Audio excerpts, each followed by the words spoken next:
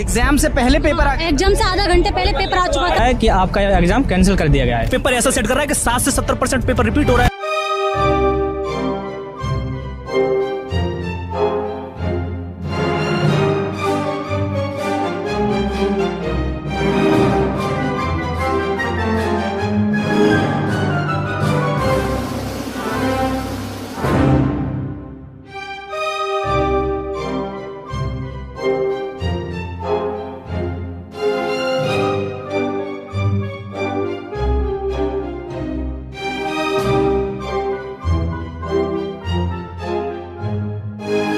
बीच exam में कम से कम 10 से 15 मिनट के लिए सबका समय रुक गया है। ಹಾಯ್ ಹಲೋ ನಮಸ್ಕಾರ ವೀಕ್ಷಕರೇ, ಇವತ್ತು ಮಾತಾಡಕ್ ಬಂದಿರೋ ವಿಷಯ ಏನಂತಂದ್ರೆ SSC ಎಕ್ಸಾಮ್ ಸ್ಕ್ಯಾಮ್ ಬಗ್ಗೆ ಮಾತಾಡಕ್ ಬಂದಿದ್ದೀನಿ. ಮತ್ತೆ ಯಾಕೆ SSC ಎಕ್ಸಾಮ್ ಸ್ಕ್ಯಾಮ್, ಮತ್ತೆ ಏನ್ ನಡೀತು ಸ್ಕ್ಯಾಮ್ ಅಲ್ಲಿ, ಮತ್ತೆ ಎಕ್ಸಾಮ್ಸ್ ಯಾಕೆ ಹಿಂಗಾದ್ವು ಅಂತ ಹೇಳ್ತಾ ಹೋಗ್ತೀನಿ ಒಂದೊಂದಾಗಿ. ಇದು ಏನಂತಂದ್ರೆ staff selection commission phase 13 exam ಸರ್ಕಾರಿ ಗ್ರೂಪ್ ಬಿ ಮತ್ತು ಗ್ರೂಪ್ ಸಿ ಹುದ್ದೆಗಳನ್ನ ರೆಕ್ರೂಟ್ ಮಾಡುತ್ತೆ. ಇಲ್ಲಿ ಏನಂತಂದ್ರೆ ಇದೇ ವರ್ಷ ಪ್ರತಿ ವರ್ಷನೂ ನಡೀತಾ ಇರುತ್ತೆ. ಇದೇ ವರ್ಷ ಅಂತಂದ್ರೆ ಏನು ಅಂತಂದ್ರೆ ಜುಲೈ 24ರಿಂದ ಸೆಪ್ಟೆಂಬರ್ 1ರವರೆಗೆ ನಡಿಬೇಕಾದಂತ CGL ಎಕ್ಸಾಮ್ ಅನ್ನ ನಡೆಸ್ತಾ ಇರುತ್ತೆ. ಸೊ ಇದ್ರ ಹೊರತಾಗಿ ಏನಾಗಿರುತ್ತೆ ಅಂದ್ರೆ ಅದು ನಡಿಬೇಕಾದ ಎಕ್ಸಾಮ್ ಅಲ್ಲಿ ಎಲ್ಲ ವಿದ್ಯಾರ್ಥಿಗಳು ಉತ್ಸುಕದಿಂದ ತಯಾರಾಗಿ ರೆಡಿ ಆಗಿರ್ತಾರೆ. ಆದ್ರೆ ಕೆಲವೊಂದಿಷ್ಟು ತಪ್ಪಗಳಾಗ್ತವೆ. ಏನು ಅಂತಂದ್ರೆ ಎಜುಕೇಶನ್ ಎಕ್ಸಾಮ್ ನಡಿಬೇಕಾದ ಹಿಂದಿನ ದಿನ 4 ಅಥವಾ 5 ದಿನಕ್ಕಿಂತ ಮುಂಚೆ SSC staff selection commission admit card ಅನ್ನ ರಿಸೀವ್ ಅಂದ್ರೆ ಬಿಡುಗಡೆ ಮಾಡುತ್ತೆ, ಎಷ್ಟಾಗುತ್ತೆ ಬಿಡುಗಡೆ ಮಾಡುತ್ತೆ. ಆದ್ರೆ ಇಲ್ಲಿ ಏನಾಗುತ್ತೆ ಅಂತಂದ್ರೆ 4 ದಿನ ಅಲ್ಲ 2 ದಿನ ಆದ್ರೂ ಕೂಡ ಇನ್ನೂ ಹಾಲ್ ಟಿಕೆಟ್ ಬಿಟ್ಟಿರಲ್ಲ. ಸಮಸ್ಯೆ ಏನು ಅಂತಂದ್ರೆ ಕೆಲವೊಂದು ಹಾಲ್ ಟಿಕೆಟ್ ಕೂಡ ಬಂದ್ರು ಕೂಡ ಏನಾಗಿದ್ವು ಅಂದ್ರೆ ಬ್ಲಾಂಕ್ ಆಗಿರ್ತಾವ, ಖಾಲಿ ಹಾಳೆಗಳಾಗಿರ್ತಾವ.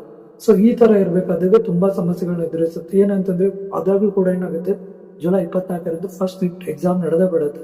ನಡೆದ ತಕ್ಷಣ ಏನಾಗುತ್ತೆ ಅಂತಂದ್ರೆ ಅಲ್ಲಿ ಫಸ್ಟ್ ಶಿಫ್ಟ್ ಎಕ್ಸಾಮ್ ನಡೆದಾಗ ಕೆಲವೊಂದಿಷ್ಟು ವರ್ತನೆಗಳು ಮತ್ತೆ ಸಿಬ್ಬಂದಿಗಳ ಅಂದ್ರೆ ಅವ್ರ ದುರ್ವರ್ತನೆಗಳು ಇವೆಲ್ಲ ನೋಡ್ಬೋದು. ಮತ್ತೆ ಇನ್ನೂ ಏನು ಅಂತಂದ್ರೆ ಕೆಲವೊಂದಿಷ್ಟು ಕಂಪ್ಯೂಟರ್ 10-15 ನಿಮಿಷ ಸ್ಕ್ರೀನ್ ಆಫ್ ಆಗೋದು, ಮತ್ತೆ ವಿದ್ಯುತ್ ಕಡಿತ, ಆಮೇಲೆ ಇದ್ರ ಬಗ್ಗೆ ಮತ್ತೆ ಪೆನ್ ಕೆಲವೊಂದು ಮೌಸ್ಗಳು ಸರಿಯಾಗಿ ವರ್ಕ್ ಆಗದೆ ಇರೋದು, ಇದೆಲ್ಲ ಪ್ರಾಬ್ಲಮ್ ನ ಫೇಸ್ ಮಾಡ್ತಾರೆ ಅಲ್ಲಿ. ಮತ್ತೆ ಇನ್ನೂ ಏನು ಅಂತಂದ್ರೆ ಇನ್ನೂ ಒಂದು ಮುಖ್ಯವಾದಂತ ಏನ್ ಹೇಳ್ಬೋದು ಅಂತಂದ್ರೆ ಕೆಲವೊಂದು ಪರೀಕ್ಷಾ ಕೇಂದ್ರಗಳಲ್ಲಿ ಏನಾಗಿರುತ್ತೆ ಅಂದ್ರೆ ಸೆಂಟರ್ಗಳಲ್ಲಿ 10ರಿಂದ 15 ನಿಮಿಷ ಏನಾಗಿರುತ್ತೆ, ಸಡನ್ ಆಗಿ ಕಂಪ್ಯೂಟರ್ ಕ್ರ್ಯಾಶ್ ಆಗಿ ಅಂದ್ರೆ ಕಂಪ್ಯೂಟರ್ನ ಕ್ರ್ಯಾಶ್ ಆಗಿ ಏನಾಗಿರುತ್ತೆ ಅಂದ್ರೆ ಪ್ರೋಗ್ರಾಮ್ ಕ್ರ್ಯಾಶ್ ಆಗಿ 10ರಿಂದ 15 ನಿಮಿಷ ಏನಾಗಿರುತ್ತೆ ಅಂದ್ರೆ ಎಲ್ಲ ಬಂದ್ ಆಗ್ಬಿಟ್ಟಿರ್ತವೆ, ಕಂಪ್ಯೂಟರ್ಸ್ ಬಂದ್ ಆಗ್ಬಿಟ್ಟಿರ್ತವೆ. ಇದನ್ನೆಲ್ಲ ಸಮಸ್ಯೆಗಳನ್ನ ಕೇಳೋರು ಇರಲ್ಲ, ಸರಿಯಾಗಿ ತಿಂತಾನು ಇರಲ್ಲ. ಇಲ್ಲೆಲ್ಲ ನೋಡ್ತಾ ಹೋದಾಗ ಇದ್ರ ಬಗ್ಗೆ ಮಾತಾಡ್ತಾ ಹೋದ್ರೆ ಕೆಲವೊಂದಿಷ್ಟು ಏನ್ ಮಾಡ್ತಾರೆ, ಕೆಲವೊಂದಿಷ್ಟು ಅಲ್ಲೇ ಇರುವಂತ ಸಿಬ್ಬಂದಿಗಳಿಗೆ ಬಯೋಮೆಟ್ರಿಕ್ ಅನ್ನ ಸರಿಯಾಗಿ ತಗೊಳಕ್ ಬರ್ತಿರಲ್ಲ. ಸೊ ಇದೆಲ್ಲ ಸಮಸ್ಯೆಗಳನ್ನ ತುಂಬಾ ಎದುರಿಸಿದ್ದಾರೆ. ಮತ್ತೆ ಇದರ ಹೊರತಾಗಿ ಎಕ್ಸಾಮ್ ಸ್ಟಾರ್ಟ್ ಆಗುತ್ತೆ, ಇದು ದುರ್ವರ್ತನೆಗಳು ಮತ್ತೆ ಇದ್ರ ಬಗ್ಗೆ ಕೇಳ್ತಾ ಹೋದ್ರೆ ಕೆಲವೊಂದಿಷ್ಟು ಬೌನ್ಸರ್ಸ್ ಏನ್ ಮಾಡ್ತಾರೆ, ಕೆಲವೊಂದು ವಿದ್ಯಾರ್ಥಿಗಳಿಗೆ ಈ ತರ ದುರ್ವರ್ತನೆಗಳ ಬಗ್ಗೆ ಮಾತಾಡ್ತಾ ಹೋದ್ರೆ ಅವ್ರನ್ನ ಕೂಡ ಹೊಡೆದಾಕ್ತಾರೆ.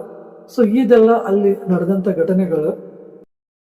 ಇದೇ ರೀತಿ ಏನು ತಾಂತ್ರಿಕ ದೋಷಗಳನ್ನ ಅನುಭವಿಸಿರೋದ್ರಿಂದ ಏನಾಗುತ್ತೆ ಅಂತಂದ್ರೆ ಕೆಲವೊಂದು ಪರೀಕ್ಷಾ ಕೇಂದ್ರಗಳಲ್ಲಿ ಏನ್ ಮಾಡ್ತಾರ ಅಂತಂದ್ರೆ ಎಕ್ಸಾಮ್ಗಳನ್ನ ಕ್ಯಾನ್ಸಲ್ ಮಾಡ್ತಾರೆ, ರದ್ದು ಮಾಡ್ತಾರೆ. ಅದು ಏನಂತಂದ್ರೆ ಎಡುಕಾಸ್ ಅಂತ ಒಂದು ಕರ್ನಾಟಕದಲ್ಲಿ ಇರುವಂತ ಒಂದು ಸೆಂಟರ್ ನಲ್ಲಿ ಏನ್ ಮಾಡ್ತಾರೆ, ಬೆಳಗ್ಗೆ 9 ನಡಿಬೇಕಾದಂತ ಶಿಫ್ಟ್ ಎಕ್ಸಾಮ್ ಅನ್ನ ಕ್ಯಾನ್ಸಲ್ ಮಾಡಿ ರದ್ದುಗೊಳಿಸ್ತಾರೆ. ಇದೇ ರೀತಿ ತಾಂತ್ರಿಕ ದೋಷ ಇದೆ ಅಂತೇಳಿ ರದ್ದುಗೊಳಿಸ್ತಾರೆ. ಅದೇ ರೀತಿ ಡೆಲ್ಲಿಯಲ್ಲಿರುವಂತ ಪವನ್ ಗಂಗಾ ಇನ್ಸ್ಟಿಟ್ಯೂಟ್ ಅಲ್ಲಿ ಕೂಡ ಇದೇ ರೀತಿ ಎಕ್ಸಾಮ್ ಅನ್ನ ತಾಂತ್ರಿಕ ದೋಷ ಮತ್ತೆ ಇದೆ ಅಂತ ಹೇಳಿ ಎಕ್ಸಾಮ್ ಅನ್ನ ರದ್ದುಗೊಳಿಸ್ತಾರೆ. ಅದು ಅಸಲಿ ಸಮಸ್ಯೆ ಇರೋದೇನು ಅಂತ, ಇವು ಯಾವಾಗ ರದ್ದುಗೊಳಿಸ್ತಾರೆ ಅಂತಂದ್ರೆ 24 ಮತ್ತು 24ರಿಂದ ಏನ್ ಸ್ಟಾರ್ಟ್ ಆಗಿರುತ್ತೆ ಎಕ್ಸಾಮ್ 24ರಿಂದ 26ರವರೆಗೆ ಆ ಸಂದರ್ಭದಲ್ಲಿ ಟೈಮಲ್ಲಿ ಸೆಂಟರ್ ನಲ್ಲಿ ಇರುವಂತ ಎಕ್ಸಾಮ್ಸ್ಗೆ ಯಾವುದೇ ರೀತಿ ದೂರ ಬಂದಂತ ವಿದ್ಯಾರ್ಥಿಗಳು ಬಂದಂತ ಅವ್ರಿಗೆ ವಿನಾಕಾರಣ ಅಂದ್ರೆ ಅವ್ರಿಗೇನು ಹೇಳ್ದೇನೆ ಡೈರೆಕ್ಟ್ ಆಗಿ ಎಕ್ಸಾಮ್ ಕ್ಯಾನ್ಸಲ್ ಮಾಡ್ಬಿಡ್ತಾರೆ. ಸೊ ಇದು ಕೂಡ ಸಮಸ್ಯೆ.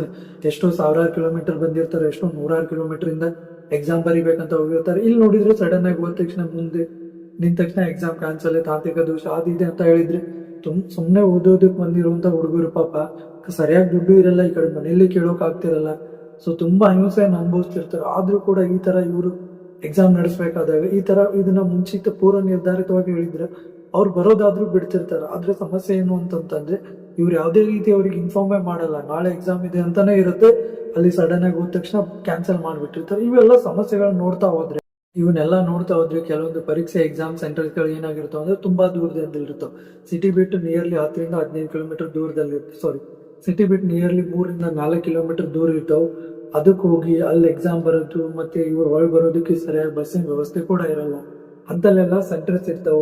ಅದೇ ರೀತಿ ಸೆಂಟರ್ಸ್ ಅಲ್ಲಿ ಇದು ಸರಿಯಾಗಿ ಶೌಚಾಲಯ ಕೊರತೆ ಇರುತ್ತೆ, ನೀರ್ ಇರಲ್ಲ ಸರಿಯಾಗಿ. ಇವೆಲ್ಲ ಭೌತಿಕವಾಗಿ ಅಲ್ಲಿ ನೋಡ್ತಾ ಹೋದ್ರೆ ತುಂಬಾ ಸಮಸ್ಯೆಗಳು ಇರ್ತಾವೆ. ಸೊ ಸಮಸ್ಯೆಗಳನ್ನ ಹೇಳ್ತಾ ಹೋದ್ರೆ ತುಂಬಾ ಸಮಸ್ಯೆಗಳನ್ನ ಹೇಳ್ತಾನೆ ಹೋಗೋದಾಗತ್ತೆ. ಸೊ ಇಲ್ಲಿ ಮುಖ್ಯವಾಗಿ ಗಮನಿಸಬೇಕಾಗಿದ್ದು ಏನು ಅಂತಂತಂದ್ರೆ, ಇದನ್ನೆಲ್ಲ ಪ್ರಶ್ನೆಗಳನ್ನ ಕೇಳ್ತಾ ಹೋದಾಗ ಇದಕ್ಕೆ ಕಾರಣ ಯಾರು, ಯಾಕೆ ಇದನ್ನೆಲ್ಲ ನಡೀತು ಅಂತ ನೋಡ್ತಾ ಹೋಗೋಣ. ಇದಕ್ಕೆ ಕಾರಣ ಏನು ಅಂತಂದ್ರೆ ಮುಖ್ಯವಾಗಿ ಎಡಿಕ್ವಿಟಿ ಅನ್ನುವಂಥ ಕೆರಿಯರ್ ಟೆಕ್ನಾಲಜೀಸ್ ಅನ್ನುವಂಥ ಒಂದು ಕಂಪ್ನಿ, ಈ ವೆಂಡರ್ ಕಂಪ್ನಿಗೆ ಏನಾಗಿರುತ್ತೆ ಅಂದ್ರೆ ಗುತ್ತಿಗೆ ಪಡೆದಿರುತ್ತೆ. SSC ಏನಾಗಿರುತ್ತೆ ಅಂದ್ರೆ SSC ಈ ಕಂಪ್ನಿಗೆ ಗುತ್ತಿಗೆ ಕೊಟ್ಟಿರುತ್ತೆ. ಆದ್ರೆ ಇನ್ನೊಂದು ಮುಖ್ಯವಾಗಿ ಗಮನಿಸಬೇಕಾದ ವಿಚಾರ ಏನು ಅಂತಂದ್ರೆ, SSC ಎಕ್ಸಾಮ್ ನಡೆಸೋಕ್ಕೋಸ್ಕರ ಯಾವುದೇ ಆದಂತ ಸ್ವಂತ ಸಾಫ್ಟ್ವೇರ್ ಅನ್ನು ಹೊಂದೇ ಇಲ್ಲ. ಇದು ರಿಯಲ್ ಆಗಿರುವಂತದ್ದು. ಇವಕ್ಕೆಲ್ಲ ಗುತ್ತಿಗೆ ಕೊಟ್ಟು ಇಷ್ಟೆಲ್ಲ ದುಡ್ಡು ಖರ್ಚೋದು ಮಾಡೋದು ಬದಲಿ ಅವರೇ ಒಂದು ಸಾಫ್ಟ್ವೇರ್ ಡೆವಲಪ್ ಮಾಡ್ಬೋದು. ಆದ್ರೆ ಅದನ್ನ ಯಾಕೆ ತಲೆ ಕೆಡಿಸ್ಕೊಂಡಿಲ್ಲ ನನಗೂ ಇಲ್ಲಿವರೆಗೆ ಕೂತ್ರು ಗೊತ್ತಾಗ್ತಾ ಇಲ್ಲ. ಯಾಕಂದ್ರೆ ಸಿಕ್ಕಾಪಟ್ಟೆ ಎಕ್ಸಾಮ್ಸ್ ಎಲ್ಲ ನಡೆಸ್ತಾರೆ, ಆದ್ರೆ ಗುತ್ತಿಗೆ ಕೊಡ್ತಾರೆ ಅವ್ರು. TCSಗೂ ಇಂಥ ಎಡಿಕ್ವಿಟಿ ಕಂಪ್ನಿಗೂ ಇಂಥದಕ್ಕೆ ಗುತ್ತಿಗೆ ಕೊಡ್ತಾರೆ. ಅವರೇ ಸರಿಯಾಗಿ ಕೆಲಸ ಮಾಡಿ ಒಂದು ಸಾಫ್ಟ್ವೇರ್ನ ಇದಕ್ಕೆ ಬೇಕಾದಂಗೆ ಹೆಂಗ್ ಬೇಕಾದಂಗೆ ರೆಡಿ ಮಾಡ್ಬೋದು. ಆದ್ರೆ ಯಾಕೆ ರೆಡಿ ಮಾಡಿಲ್ಲ ಅಂತ ನನಗೂ ಇನ್ನೂವರೆಗಾದ್ರೂ ಗೊತ್ತಿಲ್ಲ ಸ್ನೇಹಿತರೆ. ಸೊ ರೆಡಿ ಮಾಡಿದ್ರೆ ತುಂಬಾ ಚೆನ್ನಾಗಿರುತ್ತೆ. ಇಂಥ ವೆಂಡರ್ ಕಂಪ್ನಿಗಳಂತ ಏನಿದಾವಲ್ಲ ಇವು ಬಯೋಮೆಟ್ರಿಕ್ ಇಂದ ಹಿಡಿದು ಪರೀಕ್ಷಾ ಅಡ್ಮಿಟ್ ಕಾರ್ಡ್, ಪರೀಕ್ಷಾ ಹಾಲ್ ಟಿಕೆಟ್ಸ್ ಮತ್ತೆ ಕೇಂದ್ರಗಳ ಶಿಫ್ಟ್ಗಳನ್ನ ಇವನ್ನೆಲ್ಲ ಕೆಲಸ ಮಾಡ್ತಿರ್ತವೆ. ಇವ್ನು ಯಾವಾಗ ಏನಂತ ನೋಡ್ಕೋಬೇಕಂತ. ಅದ್ರಲ್ಲಿ ಎಡಿಕ್ವಿಟಿ ಕರಿಯರ್ ಟೆಕ್ನಾಲಜೀಸ್ ಅನ್ನುವಂತ ಏನೊಂದು ಇದು ಇದೆಯಲ್ಲ ಸಂಸ್ಥೆ, ಇದು ಎಕ್ಸಾಮ್ ನಡೆಸುವಂತ ಸಂಸ್ಥೆ. ಸೊ ಇದ್ರ ತುಂಬಾ ಹಗರಣಗಳು ಬರ್ತವೆ. ಏನು ಅಂತಂದ್ರೆ ಟ್ರೈನಿಂಗ್ ಸೆಂಟರ್ ನಿರ್ದೇಶನಾಲಯ ಜಾರಿ ಇದು ಪರೀಕ್ಷೆ ನಡೆಸಕ್ ಇದು ಅನರ್ಹ ಅಂತ ಒಂದು ಘೋಷಣೆ ಮಾಡುತ್ತೆ. ಆದ್ರೂ ಕೂಡ ಇವರು ಏನಂತಂದ್ರೆ ಇಲ್ಲಿ ಸಮಸ್ಯೆಗಳು ಏನಂತಾರೆ, ಎಡಿಕ್ವಿಟಿ ಟೆಕ್ನಾಲಜೀಸ್ ಕರಿಯರ್ ಅನ್ನುವಂತ ಒಂದು ಸಂಸ್ಥೆ ಇದೆಯಲ್ಲ, ಇದು ಏನು ಈ SSC ಎಕ್ಸಾಮ್ ನಡೆಸ್ತಾ ಇದೆಯಲ್ಲ, ಇದ್ರದ್ದು 2022 ಏನ್ ಮಾಡುತ್ತೆ, ಮಧ್ಯಪ್ರದೇಶದಲ್ಲಿ ಒಂದು ಶಿಕ್ಷಕರ ಅರ್ಹತಾ ಪರೀಕ್ಷೆ ಅಂತಂದ್ರೆ TET ಅಂತ ನಡೆಸ್ತಾ ಇರಲ್ಲ, CET. ಆ ತರ CET ನಡೆಸಬೇಕಾದಾಗ ಪರೀಕ್ಷೆ ಮೇಲೆ ಗಮನ ಕೊಡೋದು ಬಿಟ್ಟು ಅಲ್ಲಿ ಈ ಸಮಸ್ಯೆಗಳನ್ನ ತುಂಬಿಕೊಡುತ್ತೆ. ಏನು ಅಂತಂದ್ರೆ ಸರಿಯಾಗಿ ಗಮನ ಕೊಡದೇ ಇರೋದು, ಪ್ರವೇಶ ಪತ್ರಿಕೆ ಲೀಕ್ ಮಾಡೋದು, ಅಂದ್ರೆ ಕ್ವಶನ್ ಪೇಪರ್ಸ್ ಲೀಕ್ ಮಾಡೋದು, ಈ ತರ ಎಲ್ಲ ಪ್ರಾಬ್ಲಮ್ಸ್ ಅನ್ನ ಫೇಸ್ ಮಾಡುತ್ತೆ. ಇದೇ ರೀತಿ ರಾಜಸ್ಥಾನದಲ್ಲಿ ಕೂಡ ಸಾಯಿಯಲ್ಲಿ ಎಕ್ಸಾಮ್ ನಡೆಸಬೇಕಾದಾಗ ಅವಾಗೂ ಕೂಡ ಕ್ವಶನ್ ಪೇಪರ್ಸ್ ಲೀಕ್ ತುಂಬಾ ಪ್ರಾಬ್ಲಮ್ಸ್ ಅನ್ನ ಇಂಥದೆಲ್ಲ ಫೇಸ್ ಮಾಡಿದೆ. ಮತ್ತೆ ಇದು ಸರಿಯಾಗಿ ನಡೆಸ್ತಾ ಇರೋದ್ರಿಂದ ಯಾಕೋ ಗೊತ್ತಿಲ್ಲ ನನಗಂತೂ, ಯಾಕೆ ಇದಕ್ಕೆ ಇಂಥವೆಲ್ಲ ಲೋಪದೋಷಗಳು ಇದ್ರೂ ಕೂಡ ಇದಕ್ಕೆ ಯಾಕೆ ಸರ್ಕಾರ ಇವರು ಎಲ್ಲ ಗುತ್ತಿಗೆ ಯಾಕೆ ಕೊಡ್ತಾರೋ ಅಂತ ನನಗಂತೂ ಗೊತ್ತಿಲ್ಲ.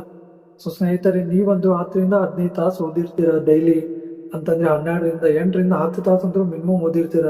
ಕೆಲವೊಬ್ರು 3 ತಿಂಗಳಿಂದ 6 ತಿಂಗಳು, 6 ತಿಂಗಳಿಂದ 9 ವರ್ಷ, 1.5 ವರ್ಷ, 2 ವರ್ಷ ಓದಿರ್ತೀರ.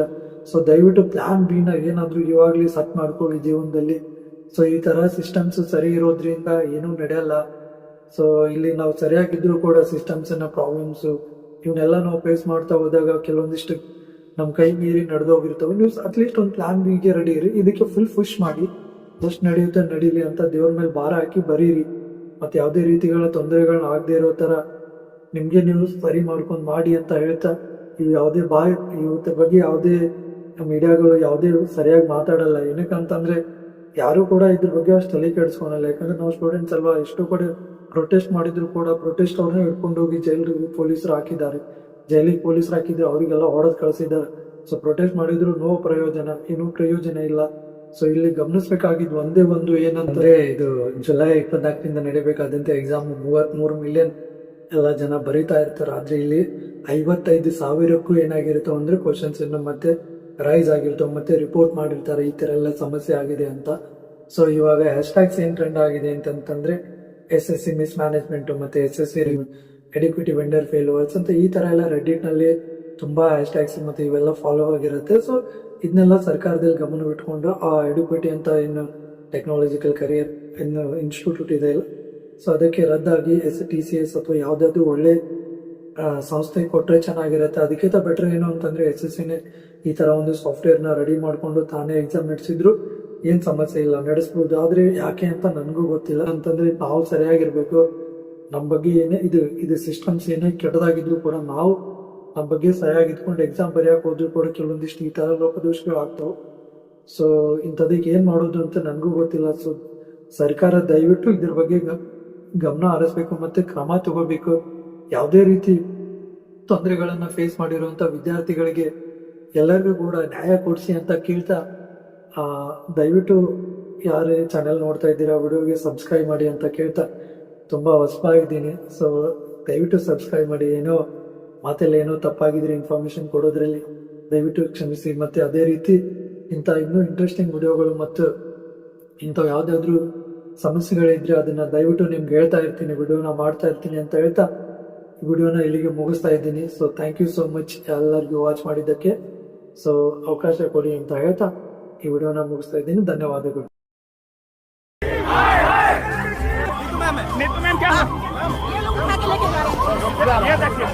ये देखिए किस तरीके से प्रशासन क्योंकि उनका मानना है कि हम लोग इस लायक नहीं है कि हम लोग बच्चों की